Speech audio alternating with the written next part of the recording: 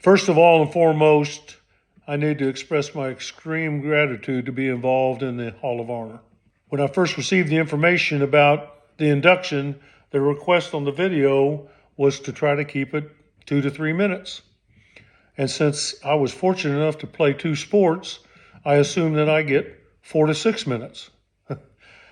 I'll do the best I can. I have a lot of fond memories from my experiences at KSTC and want to share a few of those with you. My first shout out will be to my mother and father, Mick and Dorothy Fox. They showed, even with the family of 4 boys, all 4 to 5 years apart, what hard work, love, and endurance will do for a family. And I've tried to keep that same attitude building our family. You know, I think it's kind of unique that an inductee that is 1 month away from his 73rd birthday would still have his college coaches with us, but I do. Ron Blaylock and Jack Smitherin, football and baseball, I was able to call both of those individuals and share with them my good fortune, which was very gratifying to me. I started my career at KSTC in 1968, 17-year-old freshman. That was just at the end of the Vietnam War, and we had several individuals who were coming back to finish their college career and their athletic career. One eye-opening experience was walking in the locker room and seeing one of those guys who had a son that was nearly half my age. That was kind of hard to take at the time.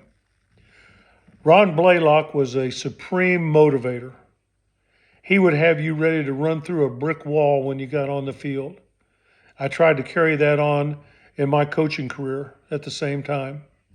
Baseball-wise, Jack Smitherin was here 4 years. I was fortunate enough to experience or play for him all of those 4 years. He was a strict individual. For example, we had our off season at the National Guard Armory, and they had a poster there of what the Army haircuts looked like. Our haircuts had to be shorter than that. We butted heads several times because the football philosophy didn't quite jive with the baseball philosophy as far as haircuts and apparel. In fact, one time he came to me and said, "Fox, are you sure you want to play baseball?" I think he knew that would be the motivator to get me to really go forward and get after it. Now, the individual I think was a gem for Emporia State for years and years was John Baxter, the trainer. What a unique person. He was a discipline as well, but you knew that he cared about you for sure. John posted rules on the training room wall.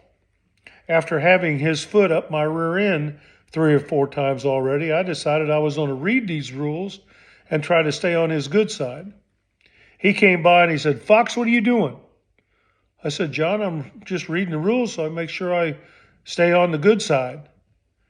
He immediately went over and tore down the rules, threw them in the trash can, and came to me and said, "The only rule you need to remember is don't piss me off."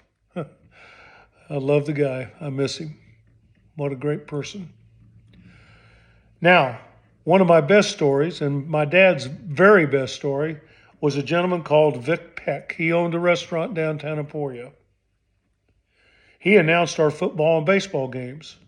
Obviously, he announced the football games up in the press box.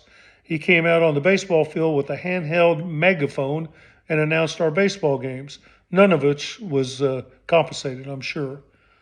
But he had a unique talent, and we would start in the end zone and run out to the 50-yard line. And during that time, while he introduced us, you felt like an All-American. He was super.